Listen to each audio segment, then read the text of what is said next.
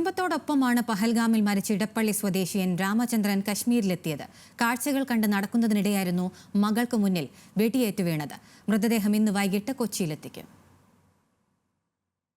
തിങ്കളാഴ്ച രാവിലെയാണ് മങ്ങാട്ടുലയിലെ നീരാഞ്ജനമെന്ന ഈ വീട്ടിൽ നിന്നും മകൾക്കും ഭാര്യയ്ക്കും പേരക്കുട്ടികൾക്കുമൊപ്പം രാമചന്ദ്രൻ ഹൈദരാബാദിലെ മകന്റെ അടുത്തേക്ക് പോയത്.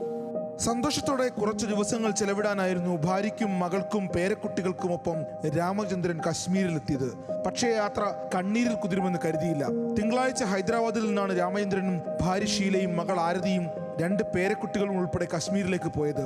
അവധി ആഘോഷിക്കാൻ മകളും കുട്ടികളും ഒരാഴ്ച മുമ്പാണ് ദുബായിൽ നിന്ന് നാട്ടിലെത്തിയത്. കൊച്ചിയിൽ നിന്ന് ഹൈദരാബാദിലുള്ള മകനെ കാണാൻ എല്ലാവരെയും കൂട്ടിപ്പോയ രാമചന്ദ്രൻ അവിടെ നിന്ന് കശ്മീരിലേക്ക് പോവുകയായിരുന്നു. പഹൽഗാമിലെ കാഴ്ചകൾ കണ്ടു നടക്കവേ മകൾക്കും ചെറുമകൾക്കും മുന്നിലാണ് 67-കാരനായ രാമചന്ദ്രൻ ഭീകരതയുടെ തോക്കിനിരയായത്.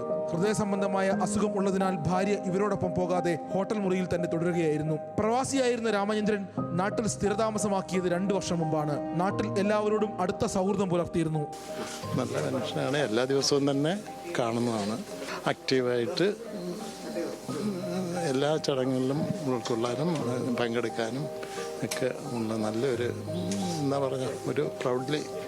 മൃതദേഹം ഇന്ന് വൈകിട്ട് 7:30 നെടുമ്പാശ്ശേരി വിമാനത്താവളത്തിൽ എത്തിക്കും. ജില്ലാ കളക്ടർ മൃതദേഹം ഏറ്റുവാങ്ങി ബന്ധുക്കൾക്ക് വിട്ടു നൽകും. അടുത്ത ദിവസം ഇടപ്പള്ളിയിലെ വീടായ നീരാഞ്ജനത്തിൽ പൊതുദർശനത്തിന് വയ്ക്കും. സഹിൻ ആന്റണി, ന്യൂസ് മലയാളം, കൊച്ചി.